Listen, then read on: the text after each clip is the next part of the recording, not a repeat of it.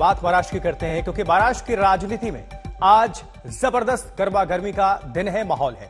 Loud speaker की लड़ाई में राज ठाकरे आज जबरदस्त चढ़ाई करने वाले हैं। राज ठाकरे कल यानी रविवार को औरंगाबाद में रैली भी आयोजित करेंगे, लेकिन उससे पहले आज वो पुणे में मौजूद हैं, जहां करीब 100 पंडितों का जमावड़ा है और राज ठाकरे ने पंडितों से आशीर्वाद लिया है।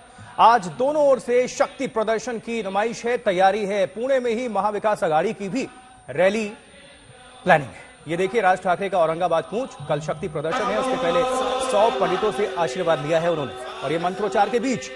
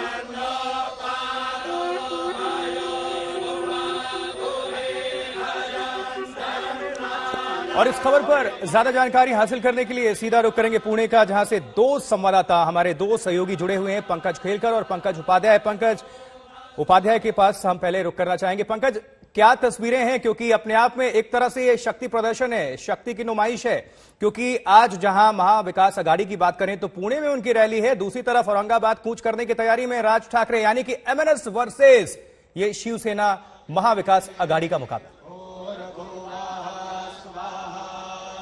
बिल्कुल बिल्कुल ठीक कहा आपने। पुणे में आज एक नई शुरुआत कर रहे हैं राज ठाकरे, और यही कारण है कि देखिए मंत्रोच्चारण के बीच में राज ठाकरे एक नई शुरुआत करने जा रहे हैं। उनकी गाड़ियों का जो काफिला है वो अब तैयार हो गया है। गुलाब के फूलों की पंखुड़ियां यहां पर हवा में उड़ाई जा रही हैं। करीब 100 पंडितगण यहां पर आए थे, जिन्होंने यहां पर मंत्रोच्चारण किया है। राज ठाकरे ने इन सभी लोगों से आशीर्वाद लिया है। राज ठाकरे अपने राजनीतिक जीवन की एक नई शुरुआत कर रहे हैं यहाँ से। क्या आशीर्वाद मिला है आज उन्हें? राज साहिब जी ने अत्यंत आनंदित होके हमारा शुभाशीर्वाद जो है वो उन्होंने रिसीव किया है। कैसा भविष्य देख रहे हैं आप राज ठाकरे का? अभी तो उज्जवल भविष्य है। राज जी बोलिए, राज जी ठाकरे बोलिए। आपके राज जी का कैसा भविष्य है बताइए? हाँ, राज जी का भविष्य उज्जवल है। हाँ। और उनको हमेशा हम उनके पीछे है और भगवान भी उनके पीछे है। चलिए ये दिखाएं राजमहल, ये निवास स्थान है महाराष्ट्र नवनिर्माण सेना के मुखिया राज ठाकरे का।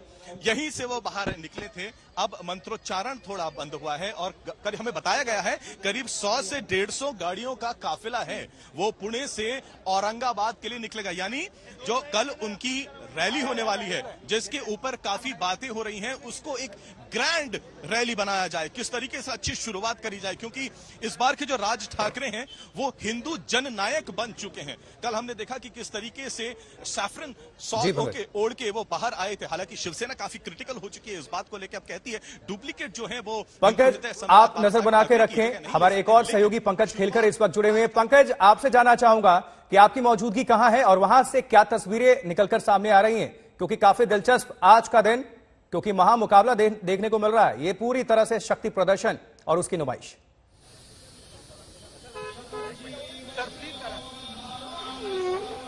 यहाँ पर राज ठाकरे पंकज खेलकर आप तक आवाज पहुंच पा रही है? वो जो राजमहल है उससे बात कर रही है।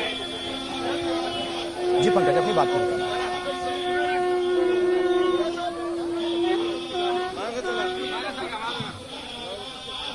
चलिए हम दोबारा पंकज खेलकर का रुख करेंगे, उनसे संपर्क करने की कोशिश, क्योंकि देखिए पुणे में 150 पंडितों से आशीर्वाद, फिर ये सियासी शक्ति प्रदर्शन, पुणे में एक्शन, ठाकरे वर्सेस ठाकरे का ये शक्ति प्रदर्शन है। दो तस्वीरें आपके समक्ष, आपके टेलीविजन स्क्रीन पर आप देख सकते हैं, क्योंकि ये एमएनएस वर्सेस शिवसेना, भाई वर्सेस भाई का ये महामुकाबला और पंकज खेलकर अभी क्या तस्वीरें आप देख पा रहे हैं, दर्शकों को बताएं, अपडेट क्या है?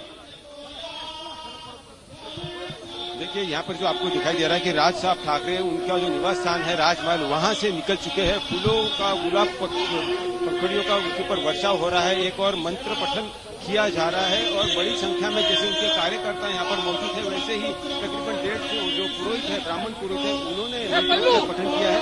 उन्होंने राज साहब ठाकरे इन्हें जो आशीर्वाद दिया है। और ये जो आप तस्वीरें देख रहे हैं वो राज साहब ठाकरे की जो गाड़ी है, जो उनका SUV है, वो अब औरंगाबाद की ओर पुणे से निकल चुकी है। पर पुणे से जाकर सबसे पहले वो संभाजी महाराज, छत्रपति संभाजी महाराज की जो समाधि है वहां पर जाएंगे और वहां पर वो अपना माथा टेककर आशीर्वाद लेकर फिर वहां से औरंगाबाद की ओर निकलेंगे। तो यहाँ पर आप देख सकते हो कि राज साहब ठाकरे के ऊपर जो फूलों का वर्षाव किया जा रहा है, बड़ी संख्या में पुरोहित यहाँ पर मौजूद है, नारे लगे हैं, आशीर्वाद दिया जा रहा है राज साहब ठाकरे दिखाया हुआ है। बात बिजली की, क्योंकि बिजली की किल्लत से आधा हिंदुस्तान त्रस्त नजर आ रहा है इस वक्त। एक और गर्मी पिछले कई सालों के रिकॉर्ड तोड़ रही है, तो वहीं दूसरी ओर बिजली कटौती ने लोगों का जीना मुहाल कर दिया है। कई राज्य अब बिजली संकट से गुजर रहे हैं और गर्मी के साथ यह संकट और भी गहरा होता चला जा रहा है।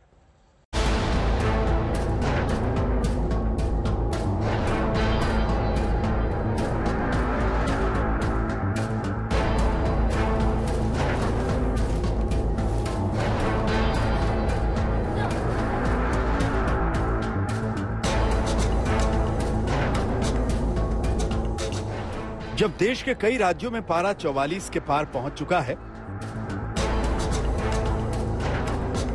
तपती गर्मी लोगों को सता रही है। प्रचंड गर्मी लोगों पर कहर ढा रही है। तो उस दौर में बिजली कटौती आम आदमी की जिंदगी की मुश्किलें बढ़ा रही है।